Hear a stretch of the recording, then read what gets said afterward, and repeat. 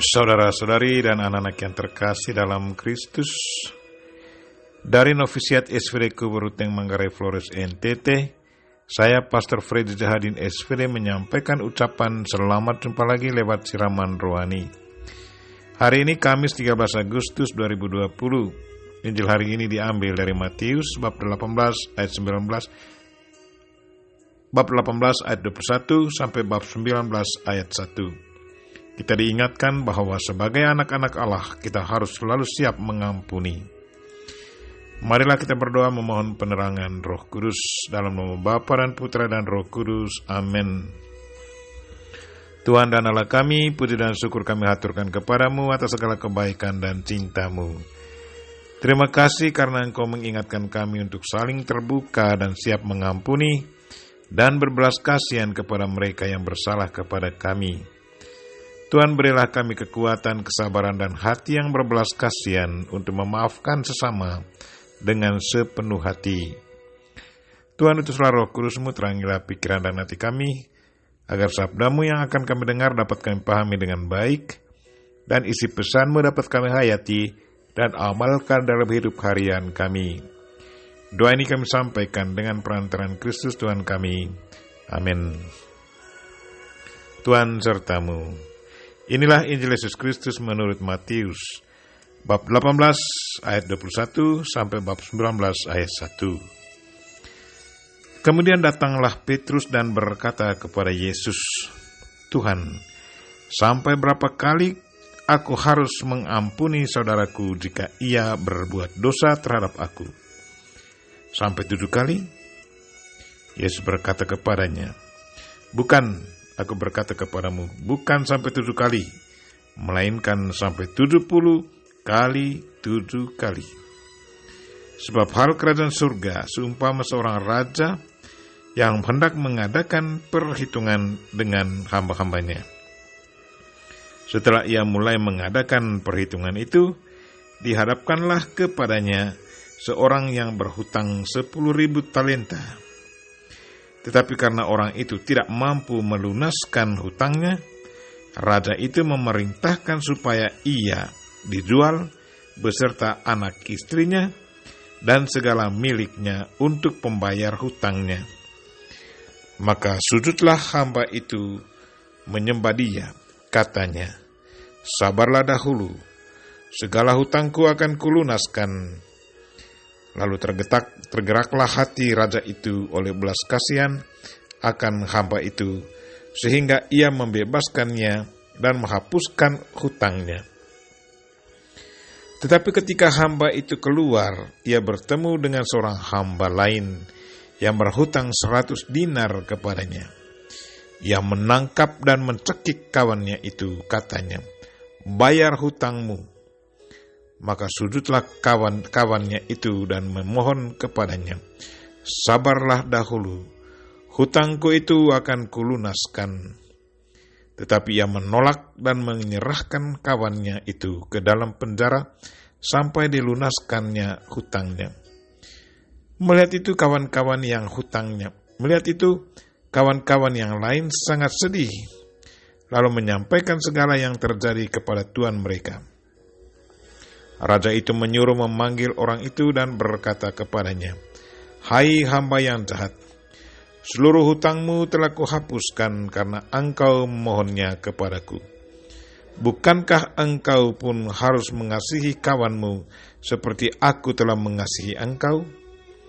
Maka marahlah tuannya itu dan menyerahkannya kepada algojo-algojo sampai ia melunaskan seluruh hutangnya. Maka Bapakku yang di surga akan berbuat demikian juga terhadap kamu, apabila kamu masing-masing tidak mengampuni saudaramu dengan segenap hatimu." Demikianlah Injil Tuhan. Terpujilah Kristus. Saudara-saudari dan anak-anak yang terkasih dalam Kristus, tema renungan kita hari ini ialah, sebagai anak-anak Allah, kita harus selalu siap mengampuni.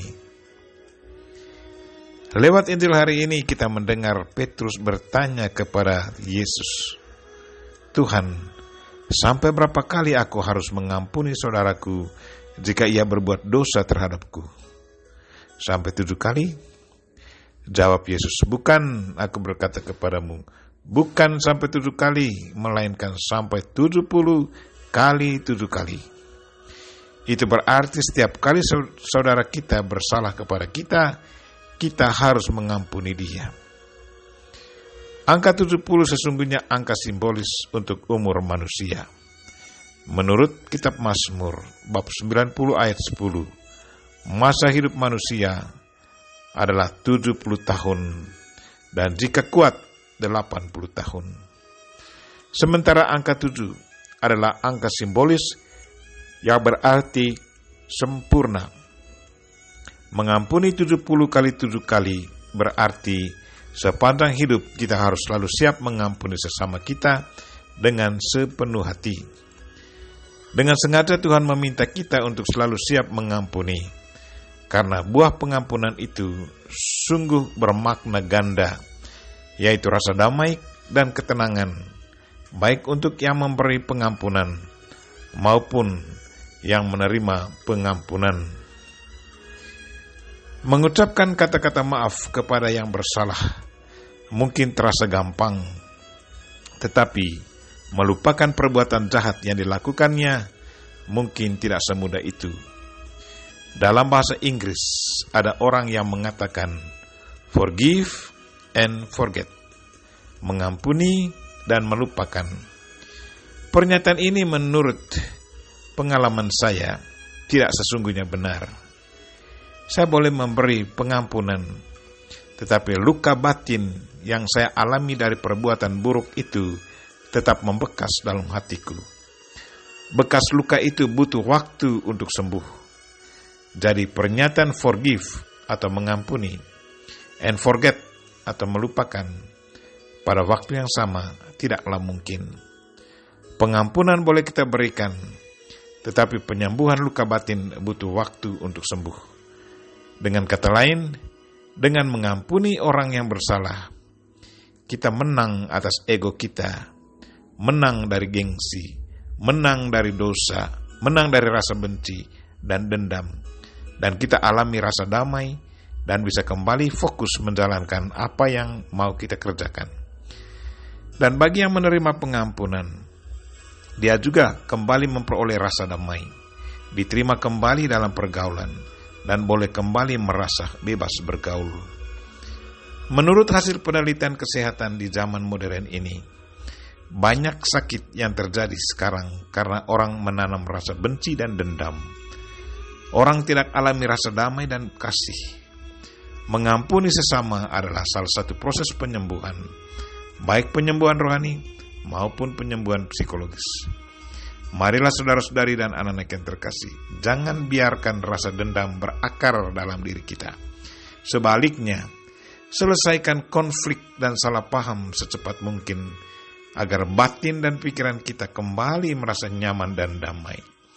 Sebagai anak-anak terang, anak-anak Allah, kita harus selalu promosikan pengampunan dan belas kasih dalam hidup kita. Pengampunan itu harus keluar dari hati yang tulus.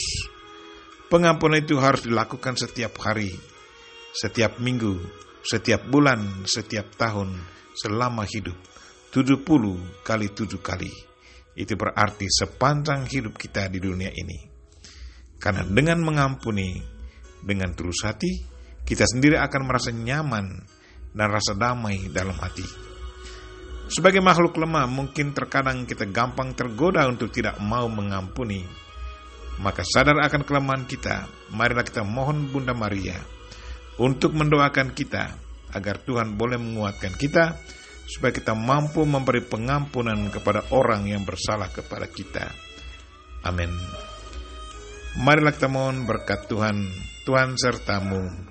Semoga Allah yang Maha Kuasa dan Maha Kasih melindungi, membimbing, dan memberkati saudara dan orang-orang yang kita doakan pada hari ini, secara khusus saudara-saudara kita yang lagi sakit, Bapa dan Putra dan Roh Kudus. Amin.